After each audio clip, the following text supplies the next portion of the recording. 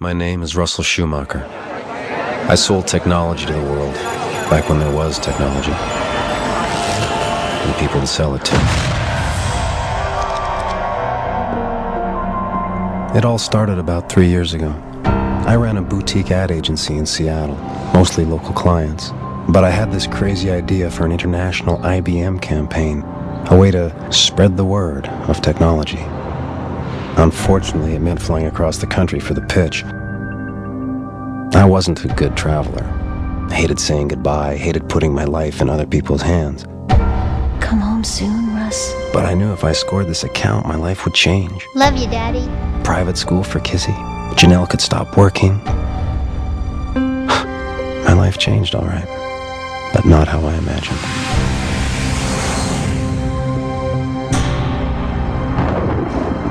I knew the minute I woke up something was wrong. All I could figure is maybe there'd been a blackout. Didn't give it much thought, though. I was already late and wasn't about to blow the biggest day of my life. Seems to me we never really appreciate something until it's gone. Elevators are the perfect example. A technology we take for granted. Run down 41 flights of stairs lugging a laptop and you gain a new appreciation for elevators. But elevators weren't the only thing missing that first morning. It made no sense. A big 4-star hotel and not a soul in sight. I thought I was dreaming. That was the only rational explanation. I'll never forget walking out onto 5th Avenue, middle of Manhattan, and all I could hear were birds. Hello? Hello? Hello?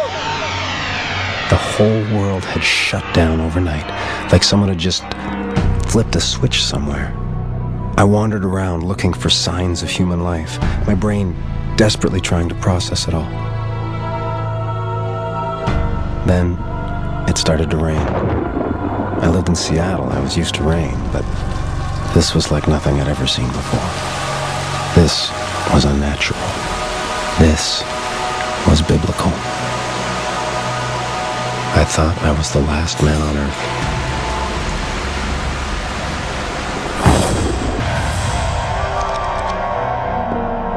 I kept waiting for the rain to stop.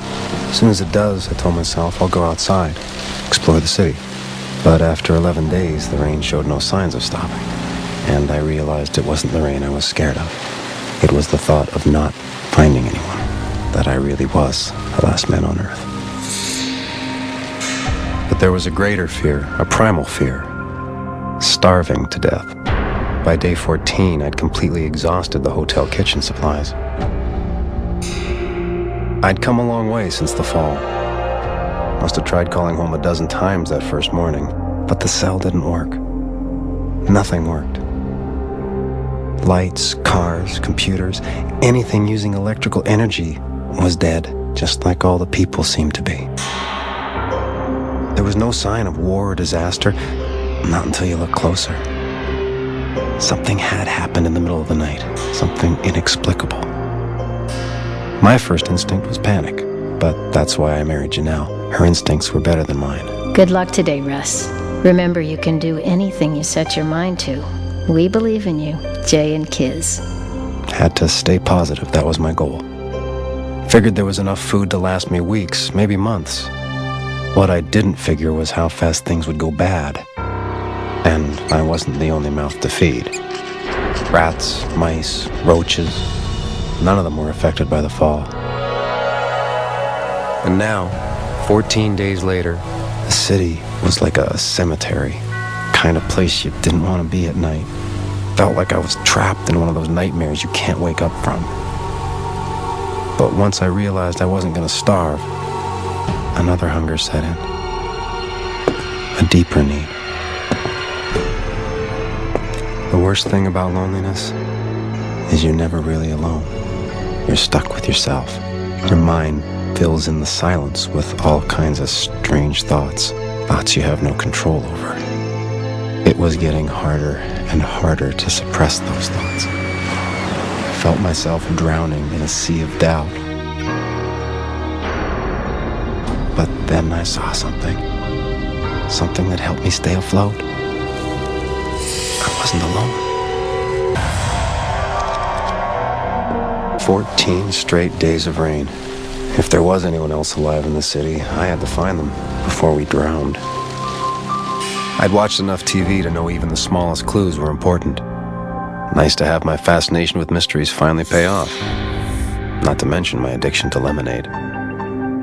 From the size of the footprint, I could tell it was a man. Which got me wondering, what else do we have in common? I tried to imagine what would happen if we were the only ones. What if we hated each other? That would be hell. He'd done all the things I should have done. Trying to make contact. The more I knew about this man, the more I liked him. If only I hadn't hid myself in my hotel room, maybe he would have seen me. He moved right into the store's home interior section. Couldn't help poking around. Every personal detail made him feel more real, and me less alone. His name was Glenn Wilkins. He was British, 44, happily married, far as I could tell. In New York on business. I knew exactly how he felt. At least I thought I did. But the minute I saw his letter, I got a sinking feeling. I haven't slept in days. I just want to sleep. Not wake up. Not here. I miss you all so terribly.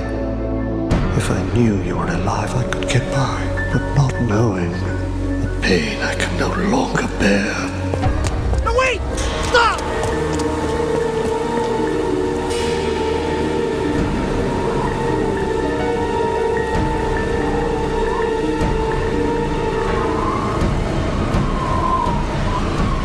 I can no longer bear.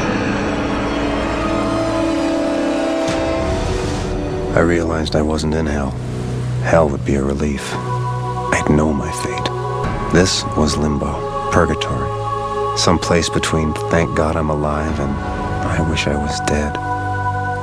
But then it dawned on me, Corey, there is still hope. Hope that one day you'll be in a better place. Never seen anyone die before. Glenn Wilkins was a first. It was hard to admit, but I understood why he killed himself. And that's what really got me, how easy it was to identify with him. When my daughter Kizzy was born, I saw firsthand the joy, the wonder of life. With Glenn's death, it was the frailty, the absolute frailty. We're all hanging by a string, and sometimes the weight of our own lives gets so heavy. If I thought about it too long, I could feel myself slipping. There was just no escaping the emptiness. Everywhere you went was a reminder of what was lost. It wasn't the technology I missed, it was the connection. TV, phones, computers, they connected you to the rest of the world. But there was no substitute for human interaction.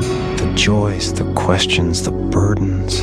Life was meant to be shared, exchanged. Didn't know how much longer I could hold on alone. I'd never had a problem with depression before, but I knew people who did, and there were things I could take to help. Someone had broken the window, and they weren't Glenn's footprints.